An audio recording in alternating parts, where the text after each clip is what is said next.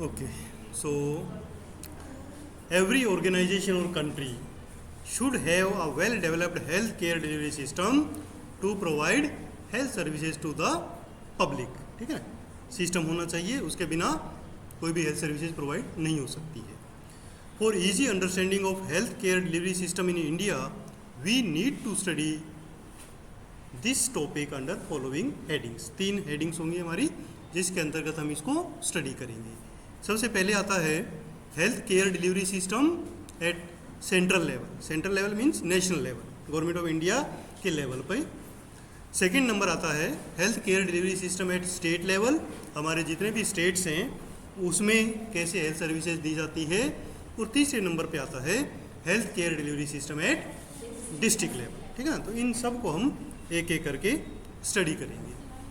सबसे पहले आता है सेंट्रल लेवल पर क्या होगा, है ना. नेशनल लेवल पर हेल्थ जो सेटअप हमारा बना हुआ है वो कैसा है. एट सेंट्रल लेवल और national level we have 3 official organs which are at top of the organisational setup और administration of health care in India. ठीक है ना, हमारे पूरे इंडिया की टॉप मोस्ट जो सिस्टम है, ऑर्गेनाइजेशन है हेल्थ का, वो नेशनल लेवल पे है. ठीक है, तो उसके अंदर हमारे पास 3 ऑफिशियल ऑर्गन्स आते हैं, 3 बॉडी होती हैं. कौन कौन सी? Union ministry of health and family welfare, number 2 DGHS and number 3 central council of health and family welfare. ठीक है, तो ये 3 ऑफिशियल ऑर्गन्स हैं हमारी गवर्नमेंट के जो हेल्थ केयर डिलीवरी सिस्टम को देखते हैं. इसमें सबसे टॉप पर क्या है? Union ministry of health and family welfare. अब यहाँ पर आपको ये समझना है, आपने कुछ अगर पॉलिटिकल साइंस पढ़ी है तो आपको पता ही होगा कि जो हमारे नेशनल लेवल का सेटअप होता है जिसमें पार्लियामेंट होती है, मेंबर ऑफ पार्लियामेंट होते हैं, वैसे ही स्टेट लेवल पर भी ऐसा ही एक सिस्टम होता है जिसको हम असेंबली सिस्टम बोलते हैं. और वहाँ पर जो चुने हुए प्रतिनिधि होते हैं वो क्या होते हैं? MLAs होते हैं. ठीक है, तो ये जो MPs होते हैं, जिस पार्टी के ज़्यादा MP होते हैं वो गवर्नमेंट बनाते हैं, और फिर उन MPs में से कुछ लोग मिनिस्ट्री में शामिल होते हैं, कैबिनेट मिनिस्ट्री में, जो गवर्न करते हैं कंट्री. ठीक है, तो यहाँ पर हेल्थ सिस्टम को गवर्न करने के लिए एक मिनिस्ट्री बनी हुई है जिसको हम central ministry of health and family welfare कहेंगे. तो the ministry of health and family welfare play vital role on the national effort to enable the citizens to lead healthy and happy life. ठीक है, national level पे हमारी ministry ये सारा काम देखेगी. Ministry is headed by union minister of health, और ministry को हेड कौन करता है? Union minister of health. ठीक है ना, जो कैबिनेट मिनिस्टर होता है. तो हमारे इंडिया में इस समय यूनियन मिनिस्टर ऑफ हेल्थ कौन है? कोई आइडिया है आप लोगों को जो ministry health and family welfare को देख रहा है? कोई आइडिया नहीं है? JP नड्डा. ठीक है ना, JP नड्डा हैं जो कैबिनेट हेल्थ मिनिस्टर हैं. तो इस मिनिस्ट्री की हेड वो होंगे और उनके अंडर में सारे आगे कामकाज होंगे. ठीक है, उसके बाद उनकी हेल्प के लिए, असिस्टेंस के लिए 2 मिनिस्टर ऑफ स्टेट होते हैं, 2 मंत्री और होते हैं जो कैबिनेट से थोड़े लोअर कैडर के होते हैं, उनको मिनिस्टर ऑफ स्टेट या राज्य मंत्री बोलते हैं. ठीक है ना, तो 2 राज्य मंत्री होंगे, तो 3 टोटल मंत्री होंगे जो इस मंत्रालय का काम देखेंगे. Okay, for administration ministry have principal secretary of health. अब ये तो हो गए मिनिस्टर्स, बट मेन मिनिस्ट्री का काम कौन करेगा? जो सेक्रेटरीज होते हैं, IAS ऑफिसर्स होते हैं, है ना. तो सबसे हायर लेवल पे जो सेक्रेटरी होगा वो कौन होगा? प्रिंसिपल हेल्थ सेक्रेटरी या principal secretary of health. Okay, उसके हेल्प के लिए additional secretary, joint secretary, deputy secretary and under secretary. ठीक है ना, तो ये इतने ऑफिसर्स होंगे जो इस हेल्थ मिनिस्ट्री का कामकाज को देखेंगे, अलोंग विद एडमिनिस्ट्रेटिव स्टाफ. इसके साथ एक एडमिनिस्ट्रेटिव स्टाफ होंगे. ठीक है ना, बहुत सारे होते हैं, जैसे क्लरिकल स्टाफ हो गए, एग्जीक्यूटिव्स हो गए, वो वहाँ का सारा काम देखेंगे. ठीक है, तो ये जो मिनिस्ट्री है ये हेल्थ का पूरे ऑल ओवर इंडिया का एक्टिविटीज़ को देखेंगी. तो ये करेंगी क्या? ठीक है, तो फंक्शंस ऑफ यदि हम MOHFW के देखें सेंट्रल लेवल पे, तो उसमें मेन आता है कि formulation and implementation of national health programmes. ठीक है, जैसे कल हमने पढ़ा था ना कि एक पल्स पोलियो क्या है, बातें नहीं, पल्स पोलियो क्या है? एक नेशनल हेल्थ प्रोग्राम है, ठीक है ना। तो ये जो नेशनल हेल्थ प्रोग्राम्स होते हैं उनको बनाना और इम्प्लीमेंट करना, ये इस मिनिस्ट्री का काम होता है। पूरे ऑल इंडिया लेवल पे वो इम्प्लीमेंट होते हैं। दूसरा, प्रिवेंशन ऑफ फूड एडल्ट्रेशन, ये भी मिनिस्ट्री का काम होता है कि अगर खाद्य सामग्रियों में कोई मिलावट होती है क्योंकि वो हेल्थ पे असर डालेगा तो उसको रोकना भी हेल्थ मिनिस्ट्री का काम है। इसके अलावा control and regulation of drug standards, जो दवाइयाँ बनती हैं उसका एक स्टैंडर्ड होना चाहिए, तो उनका रोकथाम, उनको कंट्रोल भी मिनिस्ट्री करती है, ठीक है ना। तो कहीं भी हो, चाहे जैसे आप लोगों ने कुछ समय पहले सुना होगा कि खांसी की दवा खाने से कुछ बच्चे एक्सपायर हो गए, है ना। तो अब उसकी जांच का काम सेंट्रल मिनिस्ट्री ऑफ हेल्थ का है ना, वो उनको देखेंगे। इसके अलावा regulation and promotion of medical education and research, पूरे देश में मेडिकल एजुकेशन और रिसर्च का जो कार्य है वो भी ये मिनिस्ट्री देखती है, ठीक है ना। थ्रू इट्स सेंट्रल हॉस्पिटल, जैसे जितने भी एम्स हैं वो सब मेडिकल एजुकेशन का काम भी करते हैं, रिसर्च का काम भी करते हैं, तो ये भी डायरेक्ट मिनिस्ट्री के अंडर में होते हैं। इसके अलावा मिनिस्ट्री का क्या काम है? Health intelligence and survey activity, ठीक है। सर्वे एक्टिविटी और इंटेलिजेंस का काम लगातार पूरे देश में चलता रहता है। क्या इंटेलिजेंस करते हैं कि कहीं कोई महामारी तो नहीं फैल रही, कोई ऐसा वायरस तो नहीं आ गया जो जल्दी ही पूरे इंडिया में फैल जाएगा, है ना। तो इस प्रकार के सर्वे एक्टिविटीज़ गुपचुप तरीके से चलती रहती है, वो भी मिनिस्ट्री ऑफ हेल्थ सेंट्रल वाली करती है, ठीक है। इसके अलावा administration of national medical library, एक नेशनल मेडिकल लाइब्रेरी है, ठीक है, सुना है आप लोगों ने। पूरे देश में एक मेडिकल लाइब्रेरी है जिसमें बहुत ही पुरानी मेडिसिन की बुक्स रखी हुई हैं, नई भी हैं पुरानी भी हैं, तो बहुत बड़ा एक रिकॉर्ड है, ठीक है। उसका एडमिनिस्ट्रेशन भी सेंट्रल गवर्नमेंट करती है। सुना है कि नहीं सुना, या फर्स्ट टाइम सुन रहे हो? फर्स्ट टाइम सुन रहे हो? हाँ, गुड। ये मैं चाह रहा था कि आप लोग ये पूछो कि कहाँ है, ठीक है ना।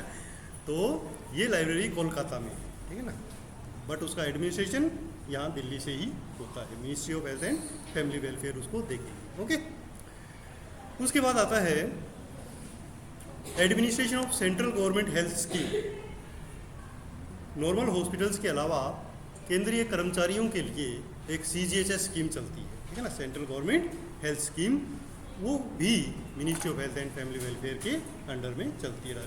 पूरे देश में काम करती है बट एडमिनिस्ट्रेशन यहाँ से होता है।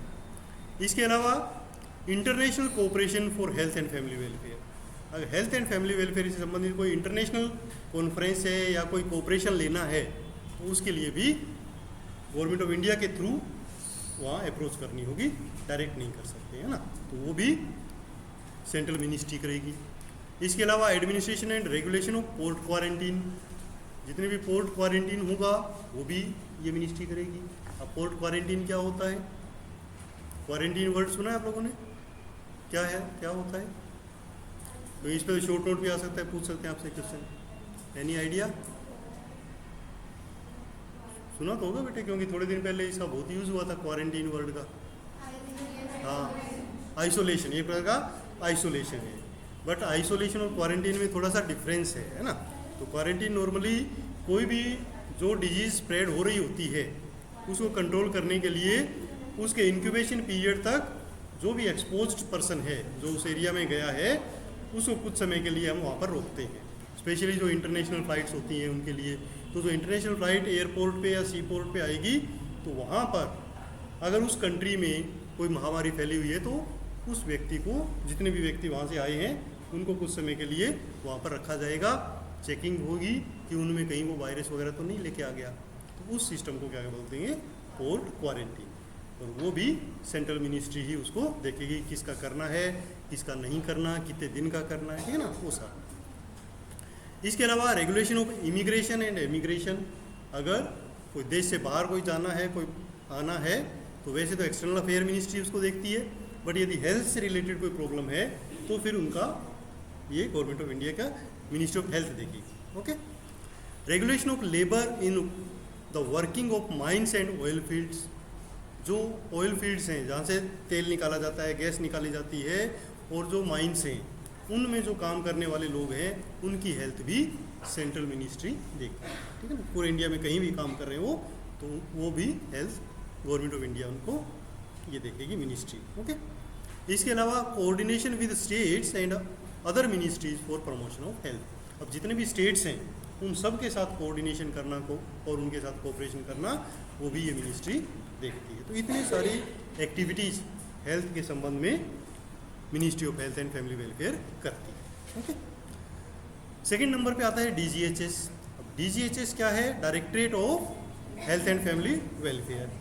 अब ये इसका जो हेड होता है वो डायरेक्टर होता है, जिसका नाम भी यही है DGHS, director general of health services. ठीक है, तो ये भी पूरे इंडिया में एक ही होता है और यहाँ का जो DGHS है वो यहीं दिल्ली में ही बैठता है। अब DGHS काम सारे वही करता है जो मिनिस्ट्री कर रही है, ठीक है ना। बट डिफरेंस क्या है कि मिनिस्ट्री नॉर्मली उनको प्लानिंग करती है और इम्प्लीमेंटेशन करने का काम ज़्यादातर DGHS का होता है, क्योंकि ये टेक्निकल पर्सन होते हैं। वहाँ पर टेक्निकल पर्सन नहीं होते हैं, वहाँ कौन है? MP चुने हुए वो मंत्री हैं और जो IAS ऑफिसर्स हैं वो सेक्रेटरीज हैं, ठीक है ना। तो वहाँ तो वो प्लानिंग का कार्य होगा, बट उसको इम्प्लीमेंट DGHS करेगा, क्योंकि यहाँ जो डायरेक्टर जनरल है वो कौन है? वो एक मेडिकल पर्सन होता है, ठीक है ना।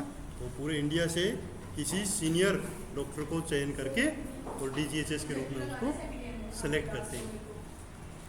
हाँ, लगा लो इसके बाद, ठीक है। तो वो टेक्निकल पर्सन होगा और वो फिर आगे उसकी हेल्प के लिए कुछ और पर्सन भी होते हैं, जिसके अंदर हमारे होते हैं डिप्टी डायरेक्टर्स, एडिशनल डायरेक्टर उसके नीचे होंगे, उसके बाद डिप्टी डायरेक्टर, फिर डायरेक्टर होंगे और अगेन लार्ज एडमिनिस्ट्रेटिव स्टाफ होगा।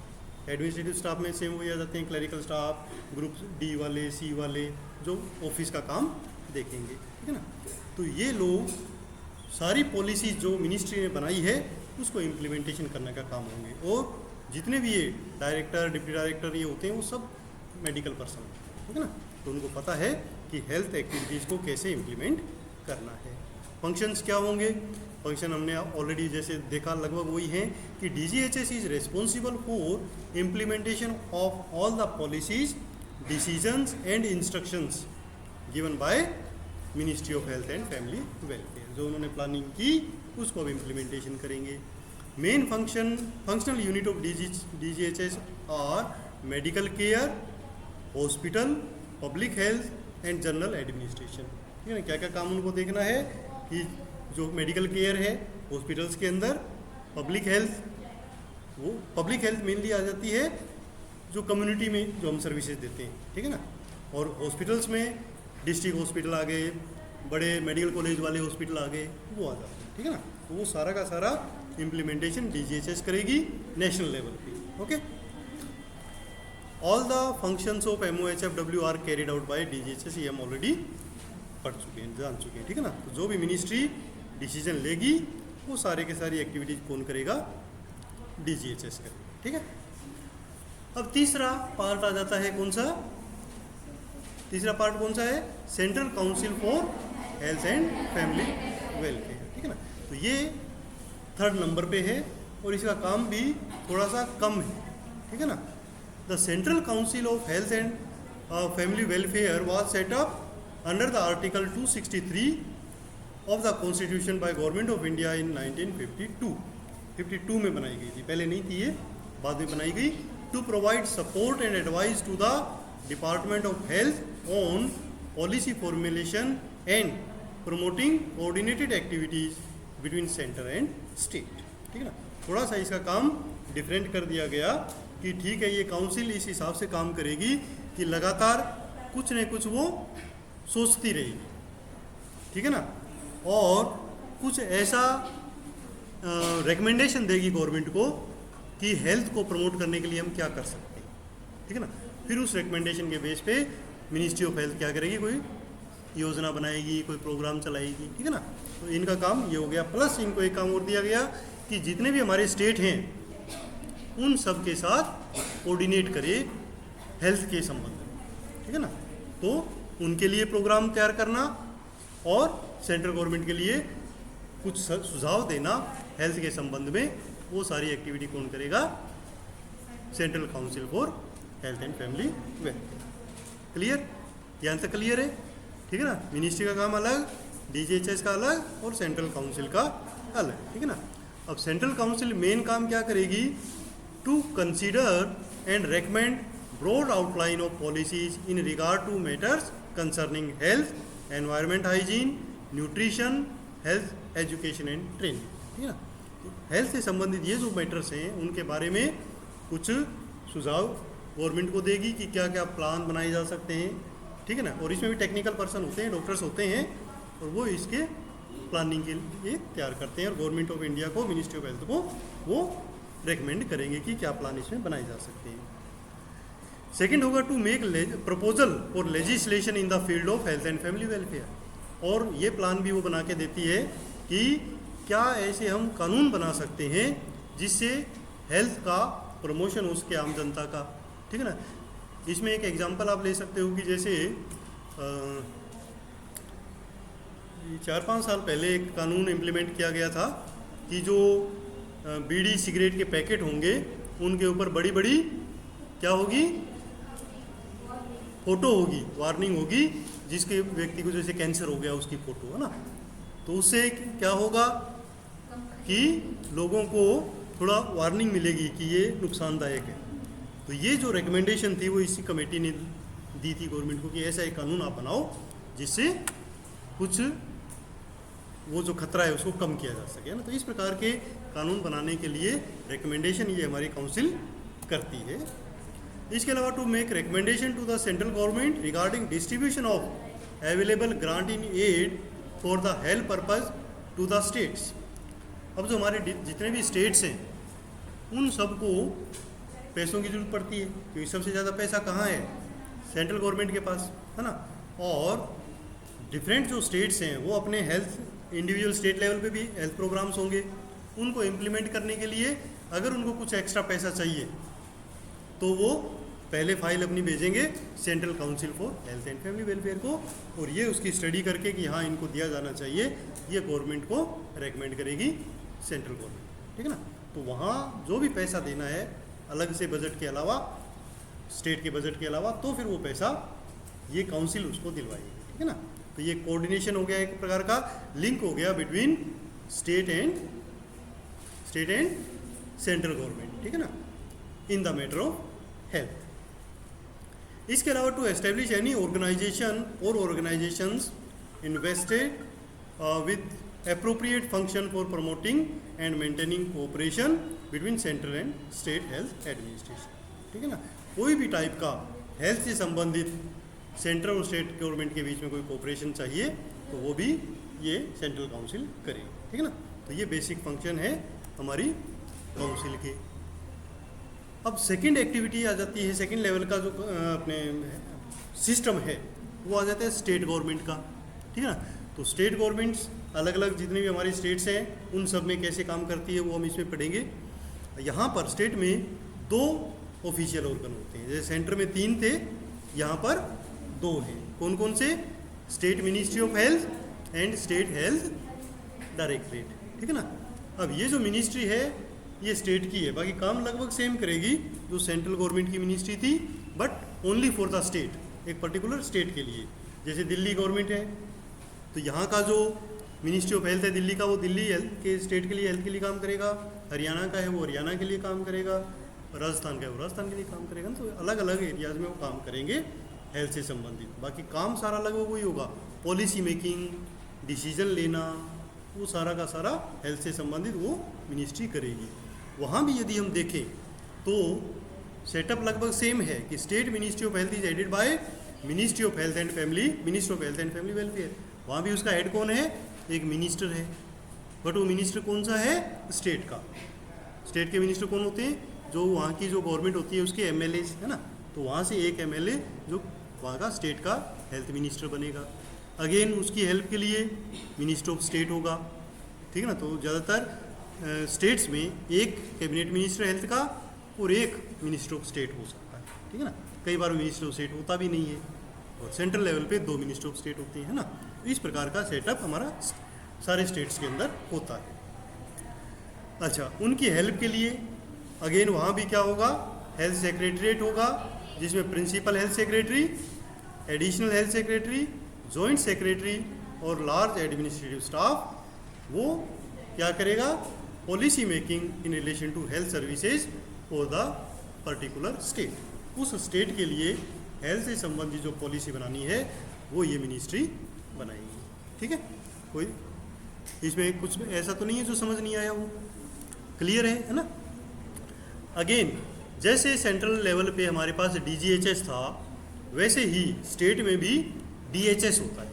ठीक है ना, वहाँ DGHS है या DHS है, डायरेक्टर हेल्थ सर्विसेज। ठीक है ना, डायरेक्टर जनरल नहीं है, यहाँ डायरेक्टर है। ठीक है ना, बाकी अगेन काम सारे सेम है, और ये भी टेक्निकल पर्सन है। तो जो भी डायरेक्टर होगा वो क्या होगा, उस स्टेट का एक सीनियर डॉक्टर, उसको सेलेक्ट करके DHS बनाएंगे, और उनकी हेल्प के लिए again additional director, joint director, deputy director, ये सारे होंगे, और प्रोजेक्ट डायरेक्टर्स भी हो सकते हैं। और उनकी हेल्प के लिए, ऑफिस का काम चलाने के लिए एडमिनिस्ट्रेटिव स्टाफ होगा, जिसमें LDC, UDC, पियोन, वो सारा स्टाफ वहाँ पर होगा। ठीक है ना, काम क्या होगा इनका, जो पॉलिसी मिनिस्ट्री ने बनाई स्टेट वाली ने, उसको अपने स्टेट के अंदर इम्प्लीमेंट करना। ठीक है ना, सारी चीज़ें वही आ जाएंगी, जैसे हॉस्पिटल्स का संचालन करना, hospital administration, medical, nursing and paramedical education उस स्टेट के लिए, public health and family welfare services उस स्टेट के लिए, implementation of national health programme. अच्छा, नेशनल हेल्थ प्रोग्राम आएंगे तो सेंट्रल गवर्नमेंट की तरफ से भी कौन सा करना है, बट उसको इम्प्लीमेंट उस पर्टिकुलर स्टेट में स्टेट गवर्नमेंट को करना पड़ेगा, तो ये लोग करेंगे उसको implement. Implementation of national health programme and implementation of state health programme, कुछ ऐसे प्रोग्राम होते हैं जो पर्टिकुलर स्टेट के लिए बने होते हैं, उसका इम्प्लीमेंट करना भी DHS का काम होता है। उसके बाद आता है हमारा डिस्ट्रिक्ट लेवल पर। ठीक है ना, मेन जो एक्टिविटी होनी है वो डिस्ट्रिक्ट लेवल पे होनी है, क्योंकि ये लोग तो जस्ट पॉलिसी मेकर्स हैं, काम जो करना है मेन डिस्ट्रिक्ट लेवल पे होगा। तो एक डिस्ट्रिक्ट में सारी एक्टिविटी को करने के लिए CMHO होता है। ठीक है ना, chief medical and health officer, ये भी एक डॉक्टर होता है उस डिस्ट्रिक्ट का, एक सीनियर डॉक्टर, और वो अपने डिस्ट्रिक्ट में जितनी भी एक्टिविटीज़ होंगी उसका इंचार्ज होगा। ठीक है, पूरे डिस्ट्रिक्ट के लिए। He is the head of medical and family welfare service at the district level, and he is assisted by, और उसको हेल्प के लिए कौन होगा, deputy CMHO। Each deputy CMHO is the head of a project such as national health mission, malaria, public health, family welfare. तो इन सब के लिए अलग अलग क्या होंगे, डिप्टी डायरेक्टर्स होंगे। ठीक है, CMHO जो है, सॉरी डिप्टी CMHO होंगे। तो CMHO तो हेड हो गया डिस्ट्रिक्ट का, और अलग अलग प्रोजेक्ट के लिए डिप्टी CMHO होंगे, वो इसको असिस्ट करेंगे। ठीक है। अच्छा, यहाँ डिस्ट्रिक्ट लेवल में अगेन हम देखते हैं कि जो हेल्थ सर्विसेज होती है वो दो पार्ट्स में डिवाइडेड है। कौन कौन से, urban area and rural area. ठीक है ना, शहरी एरिया में ज़्यादातर क्या होता है, हॉस्पिटल्स होते हैं बड़े, या डिस्पेंसरीज होंगी। ठीक है ना, तो वो जो हॉस्पिटल्स हैं डिस्ट्रिक्ट लेवल पे, उसको नॉर्मली एक और ऑफिसर देखता है, जिसको हम बोलते हैं PMO, principal medical officer. Ultimately वो रिपोर्ट तो करेगा CMHO को, बट अर्बन एरियाज़ में जितने वो उस डिस्ट्रिक्ट में हॉस्पिटल्स या डिस्पेंसरी हैं वो उसको रिपोर्ट करेंगी, और वो बाद में CMHO को रिपोर्ट करेगा। और जो रूरल एरियाज़ हैं, चाहे वहाँ पर CHC हो, चाहे सब डिविजनल हॉस्पिटल्स हों, तहसील लेवल के हॉस्पिटल हों, उन सबको डिफरेंट डिप्टी CMHO देखेंगे, और वो अल्टीमेटली CMHO को रिपोर्ट करेंगे। ठीक है ना, तो ये सेटअप रहेगा हमारा डिस्ट्रिक्ट लेवल का। अच्छा, डिस्ट्रिक्ट के अंदर ही हमारे पास जो रूरल एरियाज़ आ गए, उसके अंदर मेन हमारा पब्लिक हेल्थ का काम होता है। जो प्राइमरी हेल्थ सर्विस हम स्टडी कर रहे थे ना, वो सारी वहाँ प्रोवाइड की जाती है। तो एक डिस्ट्रिक्ट में रूरल एरियाज़ के अंदर सर्विसेज देने के लिए हमारे पास कुछ सेंटर्स हैं, जिनको हम नेक्स्ट क्लास में स्टडी करेंगे। ठीक है ना, फिर भी उनका नाम आज आपको बता देता हूँ, ताकि कल आपको याद रहेगी क्या पढ़ना है। Community health centre, primary health centre and sub centre. ठीक है ना, तो ये हम नेक्स्ट क्लास में स्टडी करेंगे।